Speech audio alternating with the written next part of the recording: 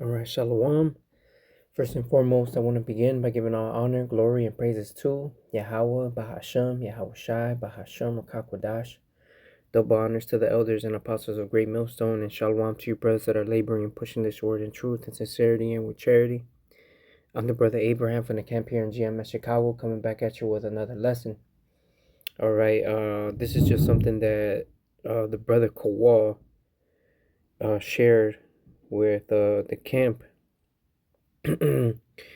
earlier today, and I thought I'd do a lesson. It's a good topic. He shared this screenshot, and I just typed it in Google, the year of the red horse.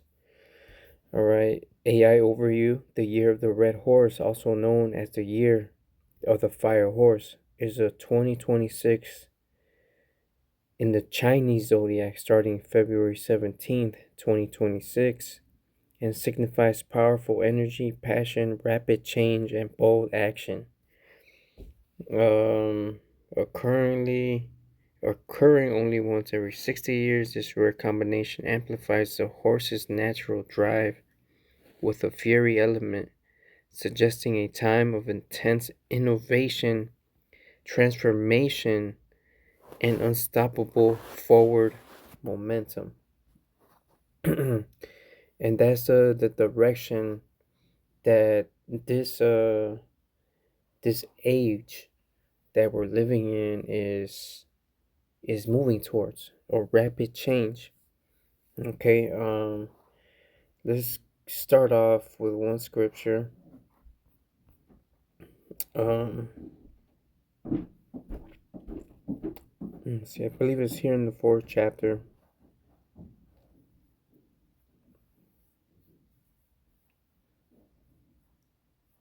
Let's see, let's go to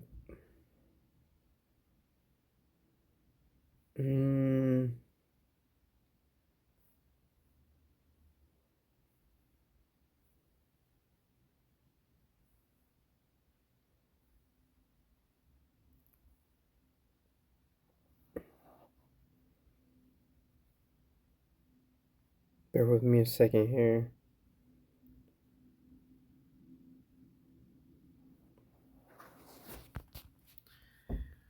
I'll just type it in. Oh wow.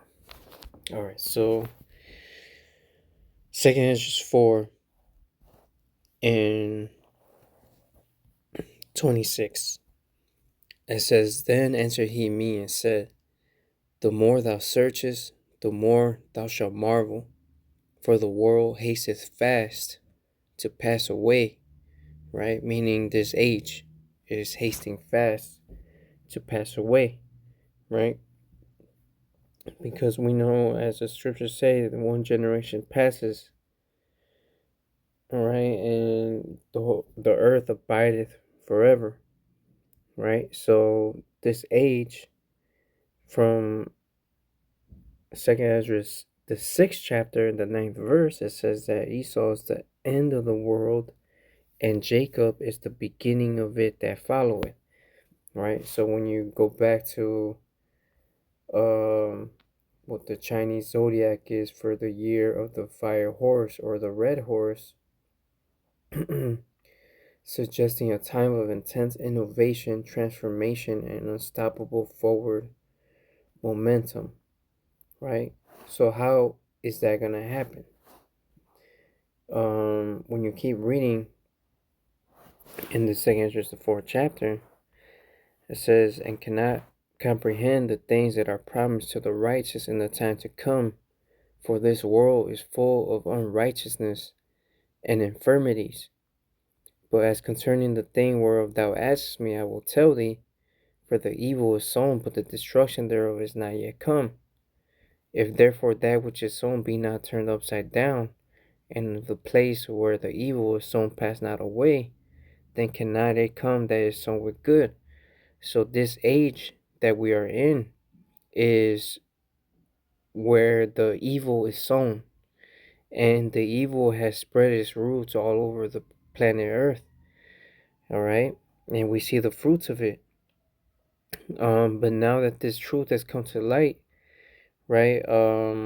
Before the fruits of that which is sown with good be sown in the earth, we gotta get rid of the evil. All right, it says, or actually, let me hold that there, right? Because how is that evil gonna be rooted out? All right, let's go to Revelations 21. Let me start at 1. It says, "And I saw a new heaven and a new earth, for the first heaven and the first earth were passed away, and there was no more sea." Right? So, again, as I mentioned before, in the book of Ecclesiastes, it says, "One generation passes, and the earth abides forever," roughly paraphrasing the scripture in Ecclesiastes. So we know the literal planet Earth is not going to be destroyed. So what does it mean? It means a new rulership, a new age, the world of Jacob. That's the new world, okay, or the new earth. Okay, so it says, and I, John, saw the holy city, New Jerusalem, coming down from God out of heaven, prepared as a bride adorned for her husband. All right, so let me go into a word here in the interlinear blue letter Bible for the word city, which is the Greek word polis, right? It says, this is one of the definitions here. It says, of the visible capital in the heavenly kingdom to come down to earth after the renovation of the world by fire. Okay, the end to come down to earth after the renovation of the world by fire. So the earth is going to be renovated by fire. All right, and when we read about the lake of fire in Revelations, this is what it's speaking about. Okay. It says, Revelations 20.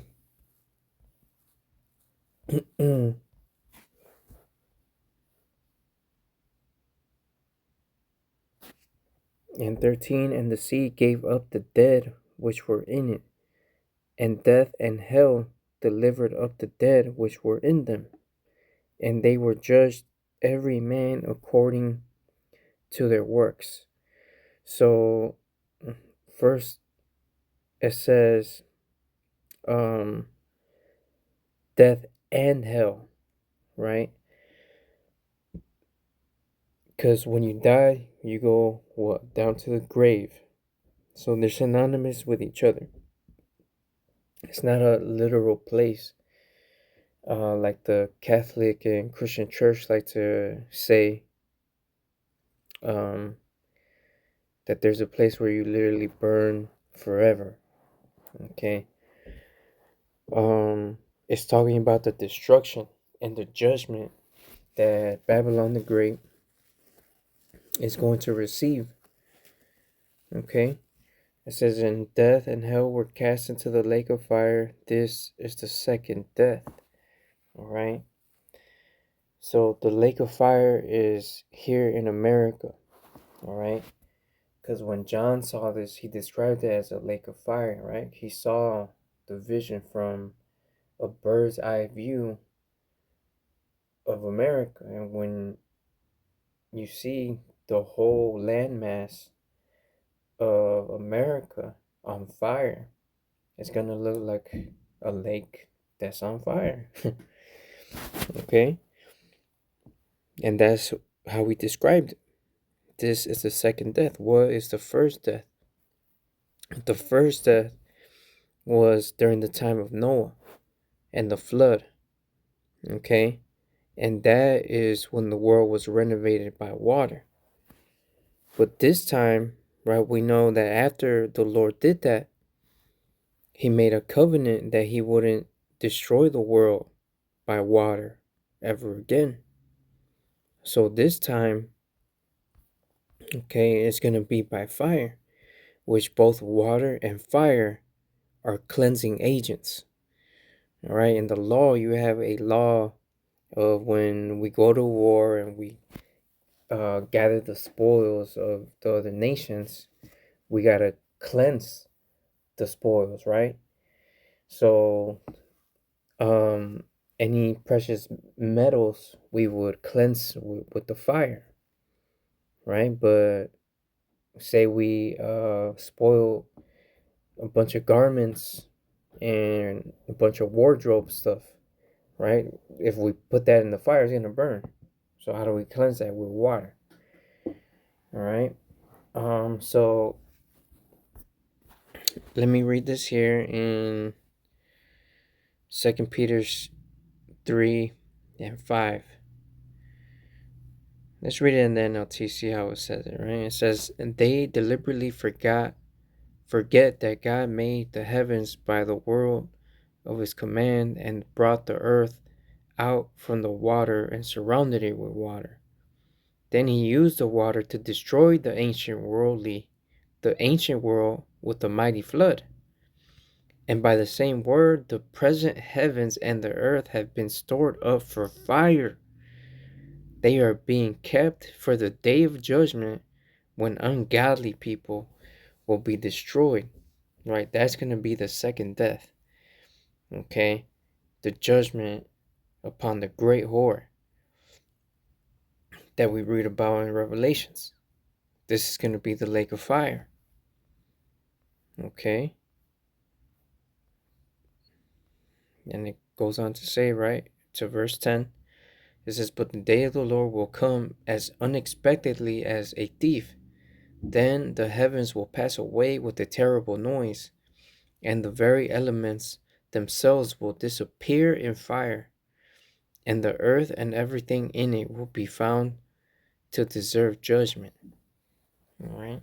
So this is how the world is going to be renovated by the fire of the nuclear missiles.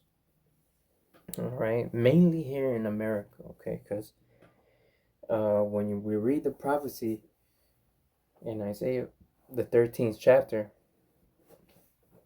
all right, it's prophesied that it will be a desert and that nobody's gonna be living here because of it. It's gonna be destroyed. All right, it's gonna be on fire for a very, very long time. And once that fire eventually goes out, it's just gonna be nothing but a desert. All right. It's gonna be a memorial of how Sodom and Gomorrah was an example of how not to live, of what not to do, of wickedness. Okay? And this is in the Chinese Zodiac, the year of the red horse, which in the book of Revelations, the 6th chapter, in the 4th verse, it says what? It says, and there went out another horse that was red, and power was given to him that sat thereon to take peace from the earth, that they should kill one another, and that there was given unto him a great sword. Right? So, who is that red horse? And what does that represent? All right. I think you know the answer. You should know the answer. All right. By now, if you've been watching and taking notes for a while, you should know. Who is this, right? It's Esau Edom. All right. When he came out the womb, it describes him as red and hairy all over like an hairy garment. When his dad Isaac gave the blessing to Esau, all right, he gave him the blessing of the sword. All right, and that is how he takes peace from the earth, through the sword. All right, and that's how he got the dew of heaven by force of the sword. All right, so that's the lot. That's his lot. And that was what he was created to do, to steal, kill, and destroy, and to take peace from the earth.